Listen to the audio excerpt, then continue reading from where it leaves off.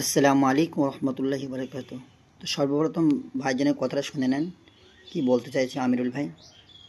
সত্যি যদি ইনকাম করার জন্য তুমি ফেসবুকে এসেছো, তাহলে তোমাকে কিন্তু লজ্জাটা আগে বাদ দিতে হবে। লজ্জা করলে জীবনে তুমি ইনকাম করতে পারবে না, তোমার ভিডিও ভাইরাল হবে না।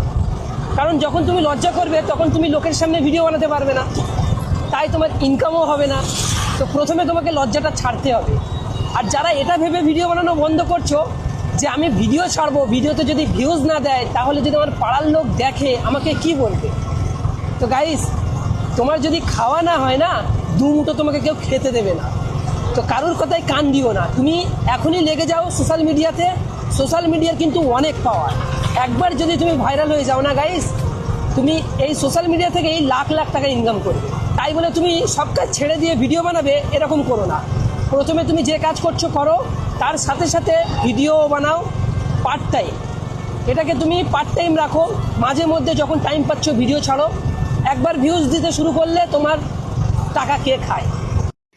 অসাধারণ, একদম অসাধারণ আমিরুল ভাইয়ের কথাগুলো। তো আমার নতুন নতুন ভাই যারা ভিডিও করছেন তাদেরকে বলছি, তোমরাও আগিয়ে যাও, দোয়া করি। আমিরুল ভাইয়ের কথাটা একদম মাথায় ঢুকিয়ে রাখো যে মানুষ খারাপ কমেন্ট করবে, একটা মানুষ সবার কাছে কিন্তু প্রিয় হতে পারে না।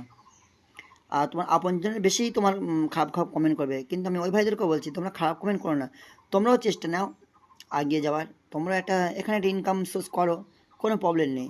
তোমাদেরকেও তো বাড়া ভাতে ছাই দিচ্ছে না, তোমরাও করো। আর যারা করছে তাদেরকে সাপোর্ট করো। সাপোর্ট না করতে বলে ক্ষতি করো না, খারাপ কথা বলো না। তাদের তারা করছে, তারা এগিয়ে যাক।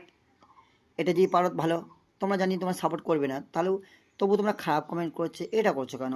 তোমাদের ভালো লাগছে না, হতেই পারে ভালো লাগে না, একটা মানুষ তো সবার কাছে প্রিয় না। যাক, আমার যদি কোনো ভুল ত্রুটি থাকে ক্ষমা করো, আর পারলে আমাকে সাপোর্ট করো।